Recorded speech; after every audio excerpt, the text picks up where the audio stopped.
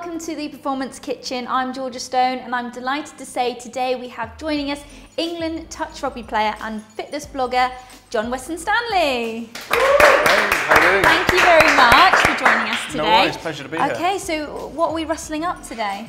We're going to make some raw vegan energy balls. Nice. Okay, when would you normally eat this sort of thing? These are perfect, like pre-training. I always pack them into some Tupperware. Yeah. You know, munch on one or two before a game. Great little source of natural energy. Nice, and a good snack throughout the day as well. Yeah, absolutely. Definitely better than a chocolate bar, something you normally delve into for energy. So it's got some apricots and some dates as well, so natural sugar sources. Brilliant. Right, talk us through what we're going to do then. So basically, this recipe is really easy. Takes less than 5 minutes if you know what you're doing. So we've got some almonds that form the main body of the recipe. Then These haven't got skins on them, have they? Does that matter? Not particularly. I just tend to find that with some nuts that have that outer shell, you can get it in your teeth a little bit. Just to make it a little bit more pleasant, we take that away. We've also got some dried apricots and some medjool dates for a natural sugar sauce, and they sort of bind everything together, keeps the balls nice and spherical. And they're quite sweet as well, aren't they? So they have that sort of sweetness taste. So yeah, great for satisfying a sweet tooth. Yeah.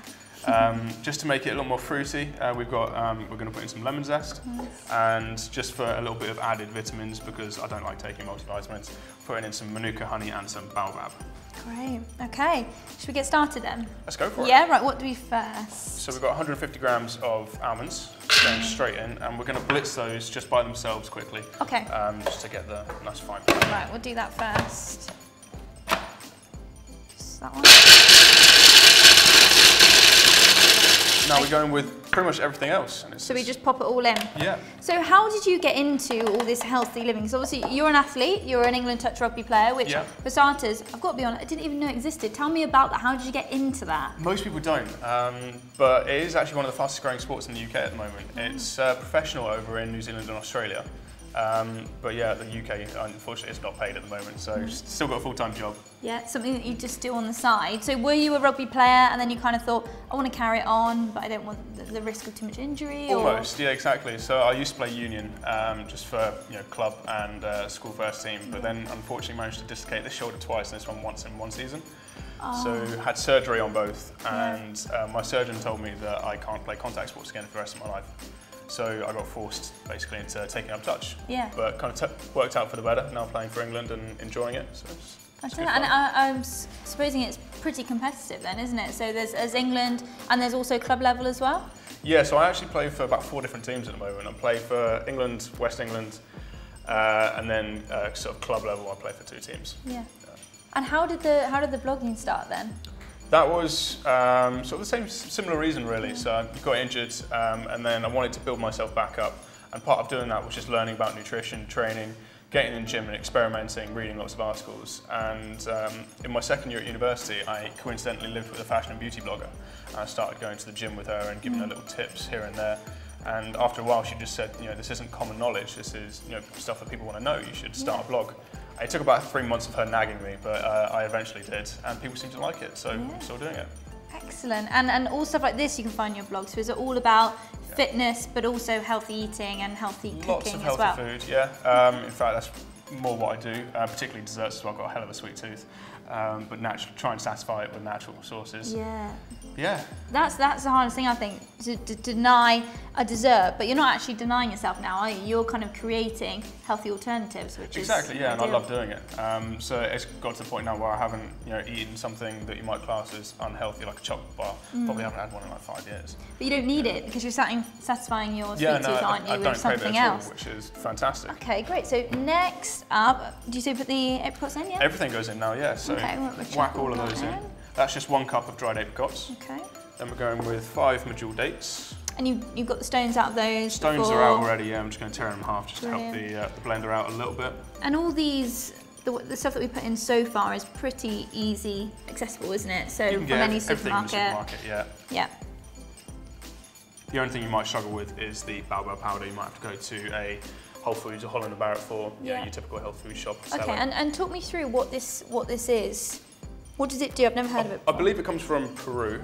Don't quote me on that. Yeah. But again, I just don't like taking multivitamins, particularly the effervescent ones, because they pump in a lot of chemicals and particularly sugars as well that I don't want. So I tend to take superfood powders and just lots of fruit and veg to replace the vitamins that I might otherwise get from those. Okay, excellent. So how much of that needs to go in? Just 1 teaspoon will do. 1 teaspoon, okay. Happy with that? We've got 1 tablespoon of desiccated coconut. Coconut's always a good one to put in, isn't it? It's quite a strong flavour. And again, it's a little bit sweet as well. And you've got a bit of and crunch. helps bind it as well. Yeah, exactly. Perfect. And again, just 1 little teaspoon. So what's so special about this honey? Manuka honey comes from New Zealand. It tends to be just purer because it's grown out and sort of away from the cities, away from the pollution, so the air's cleaner, which means bees are healthier, which makes purer honey, which a lot more vitamins in it, a lot better for you. Oh wow! So how did you learn about all this stuff? Because obviously you blog about it now, but did you study it at university? Did someone tell you? I did product design, so it all came down from personal interests. And obviously studying at university taught me to look at published papers rather than reading magazines. So I mean, you can pick up you know, Men's Health and read it, but half of it is absolute rubbish. Yeah. For lack of a better word. So yeah, I started reading meta-analyses, published papers, and really trying to find the truth in every subject that I take an interest in. And more of like the science behind it. Exactly.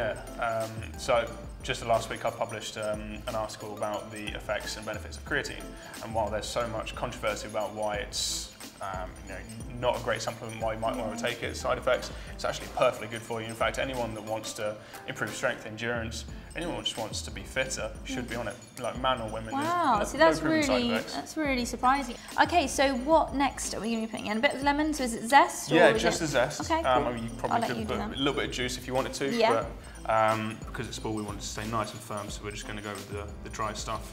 I think one of the big myths as well about eating healthily is that it's really expensive. Yes, I get told that. Is that true? Lot. Is there ways to get around it? Like that honey, you can only get from certain places, and it is generally more expensive than just the normal bog standard clear honey. That is absolutely true, and a lot of people will say that eating healthy is expensive, and it definitely can be. What I will say is that it's obviously going to be expensive if you buy, you know, manuka honey, avocados, and you're eating a packet of berries every day. But the truth is, if you go to a supermarket, the cheapest things in there are fruit and veg. You know, if you buy a fillet steak, that's going to be quite expensive as well. But if you're going for meat, chicken, turkey, pork, all cheap, depending upon the cuts you buy, obviously. So as long as you're smart with it, eating healthy definitely doesn't have to be expensive. And I guess as well, you can still do batch things. So like this, you probably produce quite a lot of the protein balls that you can keep and use throughout the week. It's not something you're going to cook it in and no, absolutely. So I'm going to tuck into one of these as soon as we made them. But, but if you pop them in the Tupperware, they'll last, you know, 2-3 weeks in the fridge easily. 2-3 weeks? Yeah. Wow. Can you freeze them? You definitely can, yeah. I've had mine in the freezer for a couple of months in the past. And what, you just thaw them out on the side and they're perfect time? Great, okay. So whizzing this, on the chief whizzer.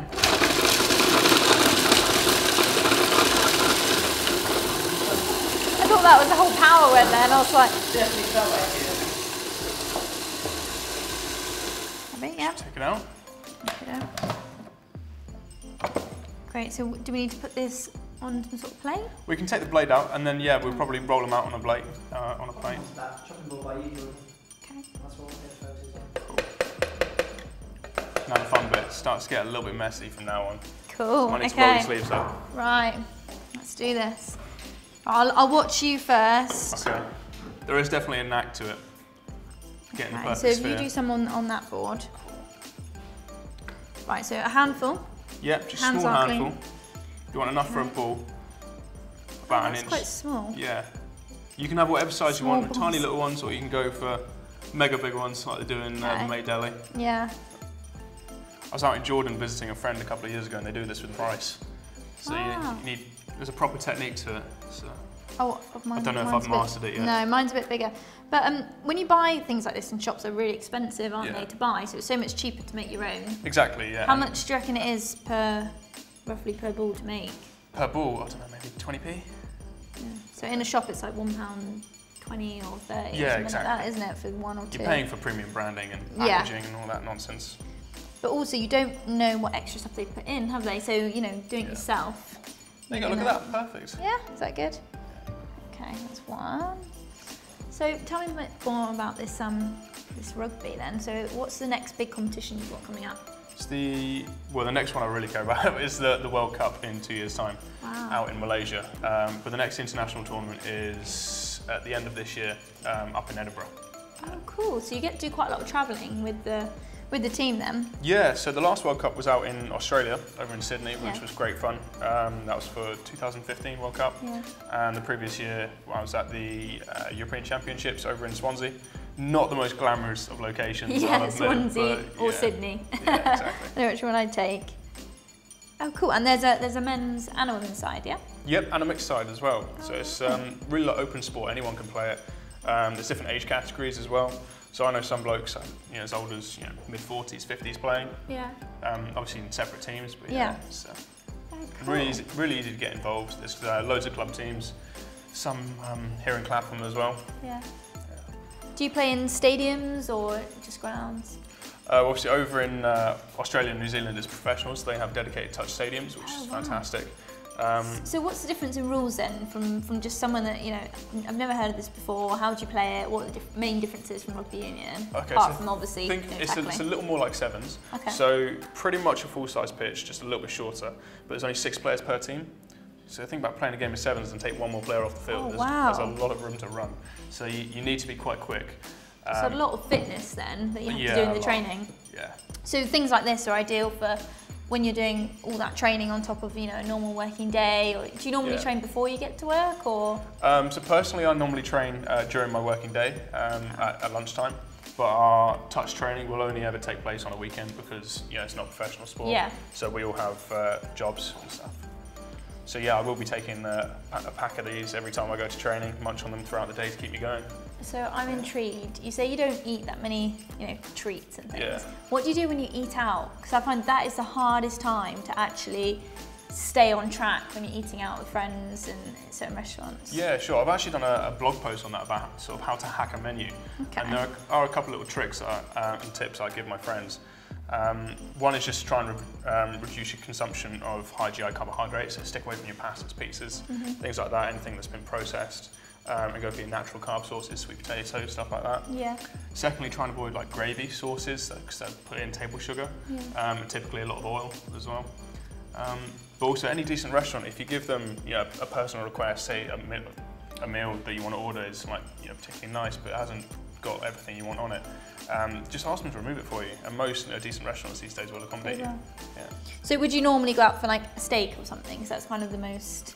Yes, that'd be a little bit of a treat for me. Again, I try and reduce my red meat consumption, maybe 1 or 2 days per week.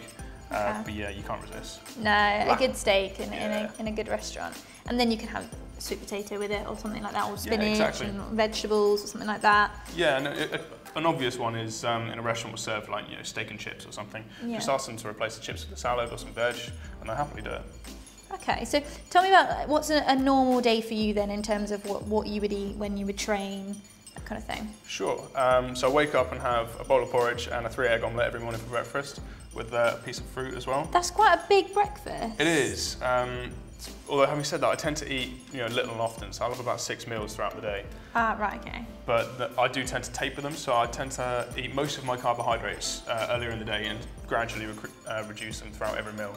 I'm going to do similar. So why is that? With the sides as well, because at the start of the day I've just you've got all the activity ahead of me. I need a lot of energy. By the time you get to the end of the day, I've done my workout, done my training. The only thing I'm going to be doing is sitting on the sofa and going to bed. I don't need a huge amount more energy, so I don't need a lot of carbs or a lot of food even. Yeah. Okay, and then lunchtime. What would be your normal lunch meal? Lunch, probably just big fist size of meat and some veggies. Lots of greenery, lots of colour, lots of flavour. So it's all about the prep. Do you normally prep before? Yeah. Well, I mean, I tend to cook all my meals from scratch, but I don't like bulk. Prepping meals, this whole sort of Sunday prep vibe that you get from a lot of guys that go into the gym. I appreciate food too much to do that. I will never eat the same meal, 2 days in a row, even 2 meals in a row. That's just too boring for me. Yeah. So yeah, I prep every meal individually and then pack them individually as well. All right, okay. So that's a lot of work. That's a big commitment, isn't it? Every evening, what if something comes up and you're out one night, and then how do you prep for the next day? That's how I find you then lose your track. You do, and life's always going to get in the way. but then you just pop to the supermarket, find something healthy. There's so many options these days. What would you get from the supermarket? You can get salads. You go to Itsu. Yeah, just nice meal. Lots of avoid the refined sugars, high GI carbohydrates. Go for something nice and simple, something you can cook at home. Cool. Okay, right. So these all done and dusted? They are, yeah. I would normally put these in the fridge to sort of harden up a little bit. Also, because the lemon is quite fresh, you want it, if you freeze it or just cool it down a little bit, it gets even fresher. A little more refreshing, particularly on like a hot summer day. That'd be lovely. Oh, nice. Well, John, these look great. Should we try some? Let's do it. I'll see mine's quite big. A big ball. Mine's quite small. Mmm. What do you think? You can really taste the lemon. Really fresh. Zesty. Mmm. Mmm. Very good. Hard to talk with the. Definitely. Very good. Right. Okay, well, thank you so much for joining us on the Performance Kitchen. Pleasure. Thank you for watching. Head to our YouTube and our website for more delicious recipes. Right, I'm going to finish off this one. Yeah.